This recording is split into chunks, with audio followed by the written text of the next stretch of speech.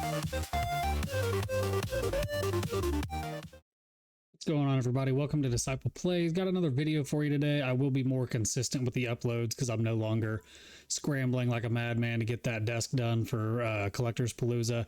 I am currently working on a desk. We just started painting it yesterday, so eventually I'll reveal what it is, but for now we're going to keep it on the DL. Before we get into the video, I wanted to just give a quick little shout out that if you're at all interested in a slab bag, they are taking pre-orders right now for their version 4 bags. I personally have wanted one of these Master Ball bags for a very long time, and they've been sold out forever, and you can finally do pre-orders on them. You can do pre-orders on all of their bags right now. As you can see, pre-order only May 2026. They got the Master Ball, Love Ball, Water, Grass, Electric, Fire. I think they have just like a black one as well somewhere. Oh, they got a Pokeball one and they got a black one. So they updated it to where it can fit like all slabs plus guards. The old ones, I guess, didn't fit some of them, but now they do, supposedly made out of better materials. But I just wanted to give a quick shout out because I've been wanting to get one of these for a while, and pre-orders are open, so you can hop in and grab one if you want. I'm not sponsored by them or anything. I just think they're cool. Today's video, before we get into it as well, I forgot to mention this in the last video talking about the show recap. I picked up this RCSV and I actually did a video including this as a grading play not too horribly long ago.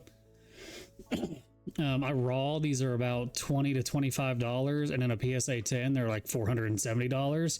And part of the reason is because if we go look at PSA, there are only 734 of these in a PSA 10 in existence. It is a 15% gem rate. So there's not very many of them out there, and it's a super cool artwork with the god of Pokemon, which I think is a really slept on Pokemon right now. I think this card is going to see big jumps eventually. This in August of last year was over an $800 card, and it's sitting at $470 right now. So keep a lookout for this. This could very easily be $1,000 card eventually, especially with how low this population is. You look at the new pops on like the Charizard from Phantasmal and stuff, it dwarfs this pop. So just keep a lookout for this. But that's one cool thing I picked up at the show that I forgot to mention. Probably not very many of those sitting at shows that you go to. And then another cool thing I picked up, this was for the personal collection, the Sylveon from the Chinese exclusive gym boxes. A buddy at the show was able to hunt one down for me in a PSA 10. Got the cool pink graded guard on it. This is staying in the PC. This is probably what's going to go in my Master Ball slab bag because I just really like the card. The Umbreon for this, I think, is sitting around $300. But the Sylveon, I think there's a Leafeon and an Eevee, are all like 150 to 200. So I would jump on these if you see them. They're really hard to find in the United States.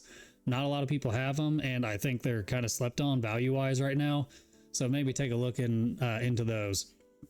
But now for the main thing for this video, we are going to talk about 151 and why I think this set is actually probably going to be like the 3rd or 4th best set from Scarlet and Violet era / Mega Evolution. Obviously prices on this are insane right now. The ETBs are $630. The UPC is like $950. Booster bundles are $190. So the sealed product for this set is absolutely absurd right now. And I think that it is extremely overhyped. And I'll tell you why.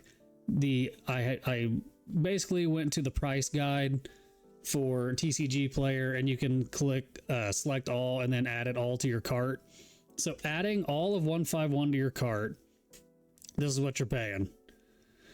About $2,500 for the entire set of 151. And why is that relevant? Well, because if we go look at the Ascended Heroes full set, you're talking over $9,000 for the full set. So an extra $7,000 to buy an Ascended Heroes set versus 151. And Ascended Heroes ETBs are sitting at like 150, whereas 151 is sitting at 640. And then we can also look at Prismatic Evolutions, which actually is dwarfed by Ascended Heroes as well. But you're talking $7,000 for a master set versus the $2,500. So again, about a $4,500 increase to buy the full set of Prismatic Evolutions. So why is 151 so much more expensive in the sealed market than those other two sets that are way more valuable? Well, there's a couple factors that come into play. There is a point with Pokemon boxes where the box itself becomes the collectible item. And 151 was in that weird time frame where Pokemon was kind of in a dead period, and Prismatic is what started the boom and made all of these prices go kind of insane. So they did not print as many 151 ETBs or booster bundles or UPCs as, like, say, Prismatic, because Prismatic is what started the boom, and they were like, oh gosh, we got to print Prismatic. These kind of got left by the wayside, so there's not as many of these in existence as the counterparts for like Prismatic and Ascended Heroes probably. However, I believe that these have seen the run that they're going to have, and they're going to sit stagnant for quite a long time. You can't have an ETB costing almost $630 and the top chase card in the set is only $430 raw. Like I said, we've got Ascended Heroes. Full set price is crazy, but you have 3 cards in Ascended Heroes that are like over $1,000 at this point. You have 3 cards in Ascended Heroes that is more expensive than the entire set of 151 combined, and you're able to pick up Ascended Heroes ETBs right now for like $150. You can pick up Prismatic ETBs for about $160 right now. So why would anybody jump into buying 151 at the moment when you have options like Ascended Heroes? I'm just going to pull it up if I could type.